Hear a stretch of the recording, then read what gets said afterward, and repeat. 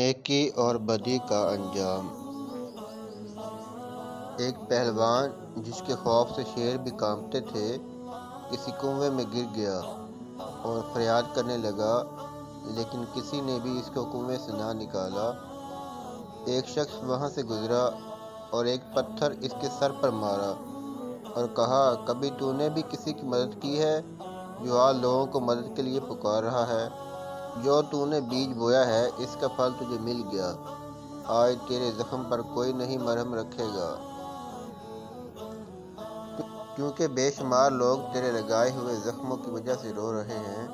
تو ہماری راہ میں کنواں کھودتا تھا، آج خود کنویں میں گر گیا ہے۔ کوئی شخص تو کنواں پیاسوں کی پیاس بجھانے کے لیے کھدواتا ہے اور کوئی اس لیے تاکہ کوئی اس میں گر کر زندگی کا چراغ بجھا دے۔ بدی کرنے والا نیکی کی امید نہ رکھے، کیونکہ جھاؤ سے انگور نہیں ملا کرتے۔ خزاں میں بیج بونے والا کبھی گندم نہیں کاٹے گا۔ اگر تھور کا درخت جان جوکھم میں ڈال کر لگایا جائے تو اس پر پھل نہ لگ جائے گا۔ لوگوں سے بدی کرنے والے کے سامنے نیکی نہیں آتی۔ لوگوں میں شر پھیلانے والا بچھو کی طرح شر ہی کی طرف جاتا ہے۔ اگر تو نافع نہیں تو پتھر اور تجھ میں کیا فرق ہے؟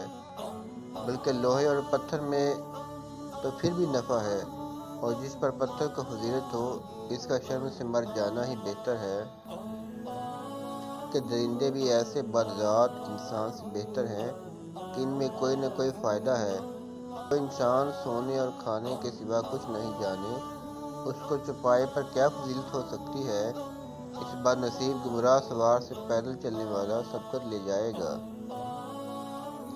سبق: انسان وہی ہے جس سے دوسروں کو فائدہ پہنچے۔ جو دوسروں کی ہمدردی اور خیرخواہی نہ کرے وہ انسان کے لیے عار ہے، اور اس سے پتھر اور درندے بہتر ہیں۔